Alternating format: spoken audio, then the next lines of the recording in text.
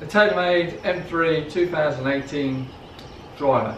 So I'm just going to give you a quick review. I don't want to bore you with all the technology. It's very easy for that to just go over straight over the top of your head, and sometimes it is just a load of waffle really. So you've got the twist face and you've got the hammerhead. That's the two main bits they put into the driver.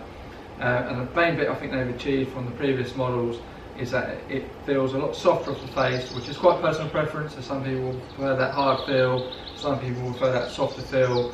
So the Taylormade have dialed that down a little bit so it's not so hard off the face, which I personally prefer, so you can get a bit more feel off the driver. So they've definitely achieved that, and it's definitely a bit more forgiving. So previous drivers in the past, they've always gone for distance to smash it as far as possible, but there is a point when you can't hit that driver any further. There's got to be a point when it's going to be, that's as far as it's going to go. So they've definitely gone for that more forgiveness, which I would say is the technology behind the twist face, that they've tried to put that in there to make it a bit more forgiving.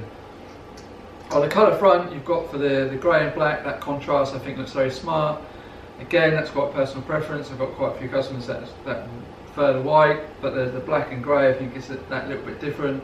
It sits very nicely behind the ball, so it does look a very hittable driver, and as I said, good feel of the face, nice and friendly to hit, which can give you that confidence then, because I think when you first hit the driver down there, it won't necessarily go miles further, so it might then go the same distance as say the 2017 model, but if it's slightly easier to hit, then you can gain confidence, then you'll gain more confidence to hit it harder, and then potentially it will then go further.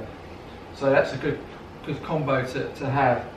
So, but it's, like I said, it sits very nicely behind the ball, so it gives you that confidence that when you swing back and turn through, that you can really smack it down and get through that shot, which then, like I said, potentially will then end up going further.